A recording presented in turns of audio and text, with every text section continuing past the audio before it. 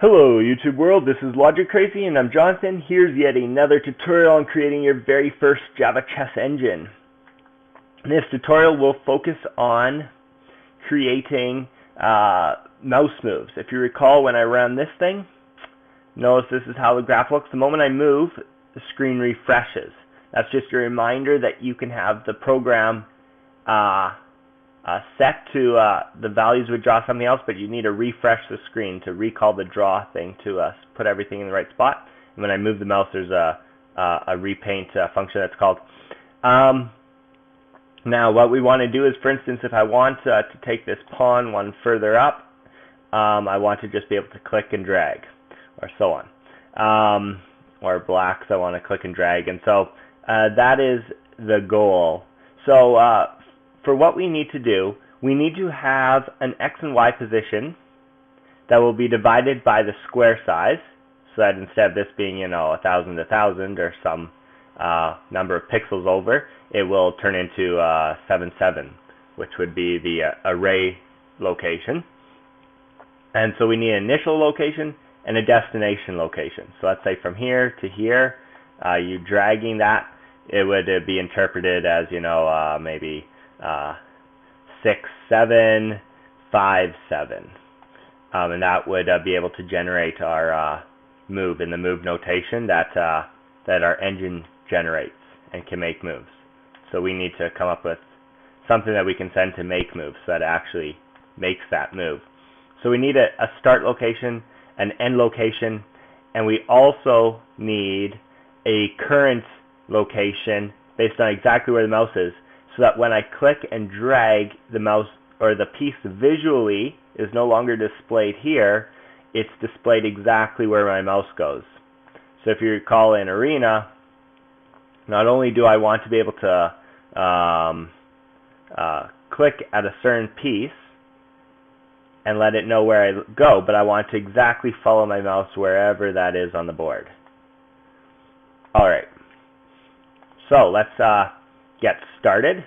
The first thing we can do is get rid of these static integers, X and Y stuff. Don't need them.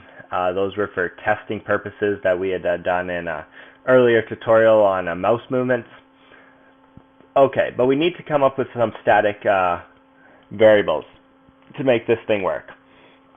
First, we need to come up with that initial spot where we click down and the initial spot where we release. So we will, or the final spot where we release. So static int mouse X, we'll make a mouse Y, and new mouse X, and new mouse Y. All of those.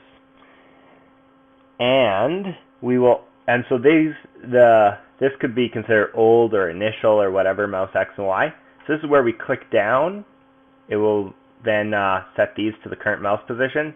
And when we release, it will set these to the current mouse position of the release. Then we also need one other thing. So that gets our move, but we also need to record the exact location, because it's not good enough just to know where the new mouse Y is. Well, let's see here. We'll this will just make it easier, I guess, not necessarily required. What we will create is this move function without worrying about what it looks like visually, I think. That might be easier. So we'll just click and drag, and when we let go, all of a sudden graphics will update. But it won't show the movement in between. Okay, so let's get started on that. So the first thing that we need to do is put stuff in the correct mouse event. Now, here's, let's see. The first thing we need is, let's pick mouse pressed would probably be the first event. So in mouse pressed, we have to make sure that we are pressing the mouse inside the board. We can't be, if we press the mouse where this board is, where it's yellow in the screen, that shouldn't try to generate any moves. So we have to make sure that we're within the X and Y distance is less than or equal to 8 times the square size. So we'll create an if statement here. If E dot get X, remember that's how we receive the X value. When mouse gets pressed, this event gets called, and all the parameters of the mouse press event are stored in E. So E dot, and we can pull out a specific function. You can see, there's lots of things that you can check if the Alt button is down and all that. But if E dot get X is less than 8 times square size, and we have to do the same for the Y. And I will just copy that because I like to write as little code as possible and change that to Y. So if both of those things are true, then we're inside the board. So if inside the board, put a little comment there, then we set our mouse X to E dot get X and our mouse Y to E dot get Y. Okay.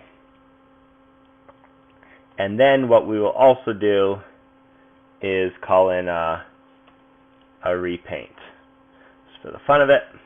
Some of these repaints might not always be necessary, but better to put in enough repaints and then or prune them out later. They're never a big deal. You'll notice my graphics might not be 100% efficient, nor is my engine code, but the user interface can be less efficient since it's only called once, whereas the chess engine you want to be extremely efficient. So please remember that when you're making an engine, well, there's a basic rule of thumb. It's either the 80-20 principle or the 90-10 principle, but basically 80 or 90% of the code, or the 10 or 20% of the code is run 80 to 90% of the time, and that's the code you want to operate and optimize. So basically what that means, in other words, is that only a very small percentage of your code is actually taking up most of your time, which would obviously be the whole alpha beta thing and everything that it calls. That's what takes up time in this engine, and so that's what you want to optimize, not this mouse movement stuff, which not that you shouldn't optimize it, but just be aware to set priorities and that kind of thing. So that's just a helpful tip. And there's one other thing we want to do here. So not only do we want a mouse pressed, but there's obviously the opposite of that, and that is a mouse released. Now, let's create a mouse released event. Now, again, we want to have this same if statement here. I'll just copy the whole thing, put it in there, because we want to make sure if you release it inside the board, because what happens is you might click inside the board, move your piece out, and let go. That shouldn't count as anything. So we do the same e.getX, and that's now applying to this e from the mouse release thing. So again, if inside the board, then what do we do now? Now we just have to change this to the new mouse and the new mouse. If you recall, those get updated. And then we have to make sense of all of this stuff. Another thing we want to make sure is check if the mouse was the left mouse button. Because let's say if I go on Arena and right click, something else happens. A pop-up menu happens. I have to left click to make movements happen. So here's how you control left move question. You have another if e dot get e dot get button. If that equals mouse event, I believe it would be dot button 1. Yes. So button 1 is the left button, I'm pretty sure. So if it's the left button, then, let's see, then what we're going to do is say create something called drag move. So we'll create a string drag move. And basically what drag move will do is interpret this mouse X, mouse Y, new mouse X, new mouse Y to move notation. So for instance, you know, moving this king up 1 would be 7, 1, 6, 1. That sort of thing. And so here is how we would do it. We would say, well, let's just have it here. It equals, put a string at first, so we don't just mathematically add these numbers up, but rather add them up in a pending way, which means add to the end. Okay, so the first thing we need to do is get our first position, which would be mouse Y divided by square size plus mouse X divided by square size. And I'll just copy and paste this whole thing, and we should just be able to do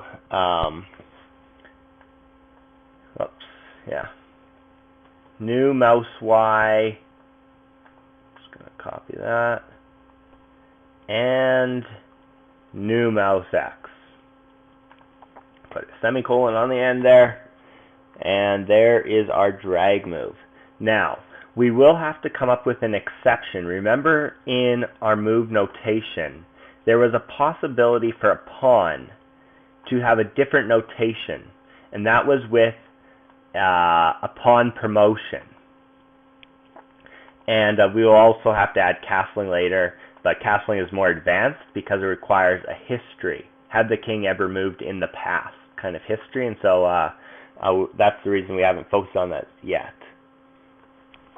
So we will need to come up with a clause saying for this pawn release.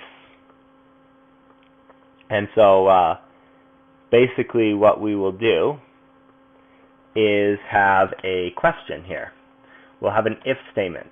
How do we know when it's going to be a pawn promotion? Well, it's when there's a pawn up here, which would be in 1. The first digit would be 1, and then drags to the top. If there's ever a pawn here, a white pawn, and drags to the top, then you know that's a pawn promotion.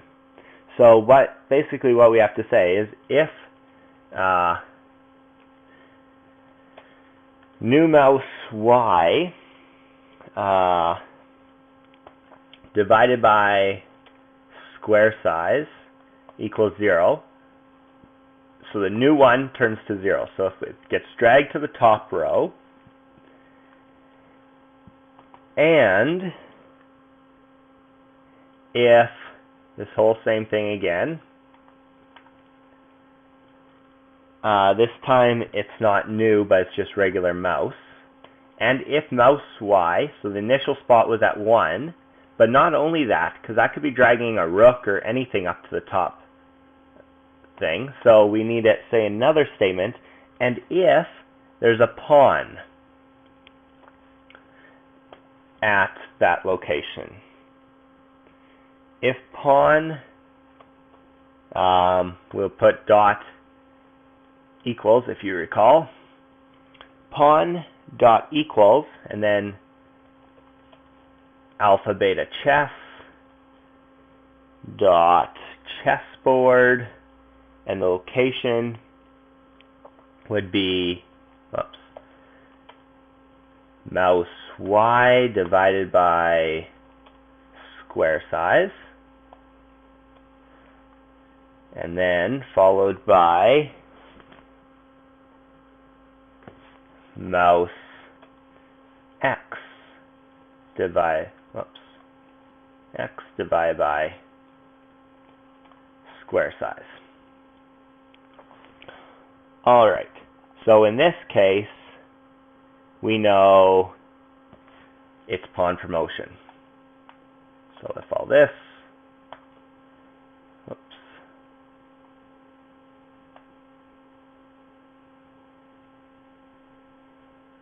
let's see, maybe one too many brackets there, no? That seems to be the error.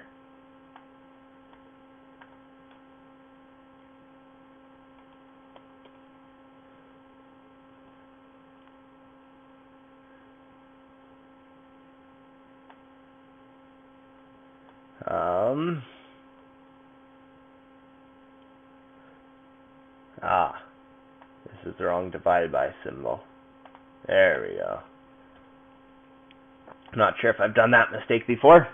Okay, so in this case, I'll put in a comment, pawn motion, and then I'll put in an else statement and say regular move, if there is such a thing as a regular move. And that's basically, in my mind, something that isn't promotion or castle or anything that I would consider a special move. So that's what you set for a drag move. Now notice that this is a local drag move string. So we need to first declare drag move over here and then just specify what it is. Okay, now let's just copy this for pawn promotion and make the modifications we need. So now drag move notation turns very different. It's actually mouse X, I believe. Yes, mouse X divided by square side, and then it would be new mouse X.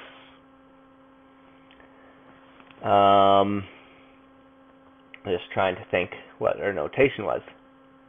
So mouse X, new mouse X, and then we need to add something very different here. And then the last one would, of course, be a little QP plus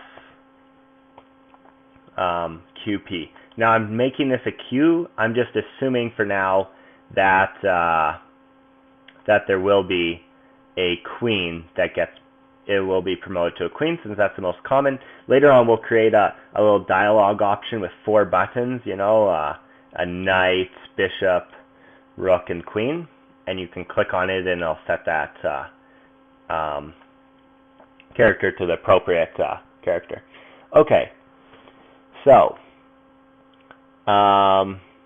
let's add in this 5th spot right here. Whoops.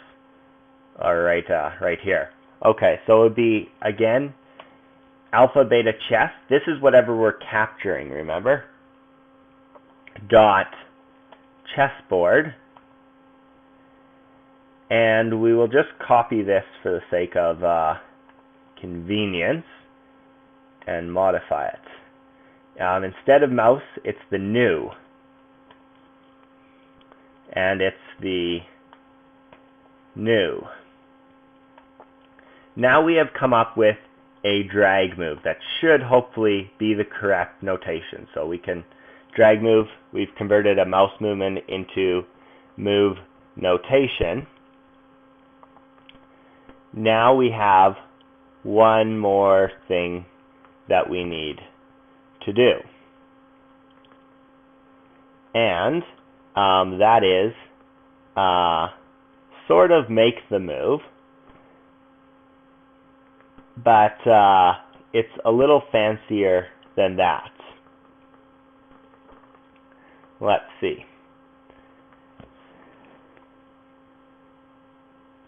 First we want to do is check, is this a legal drag move?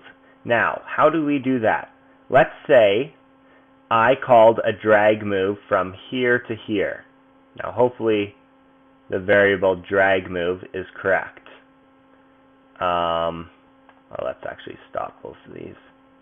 There. Run this in debugging mode. Let's see if we get anything that remotely suggests correctness. Okay. Dragging there. If I look at, well, it's not a global variable, so I'll just leave it. Hopefully it's correct, but we want to say this is not a valid move. So how do we know? Well, what we're going to do is come up with a list of possible moves and compare it with the drag move. And if the drag move exists in the possible moves, we'll consider it valid. So let's do that. Let's create a string called user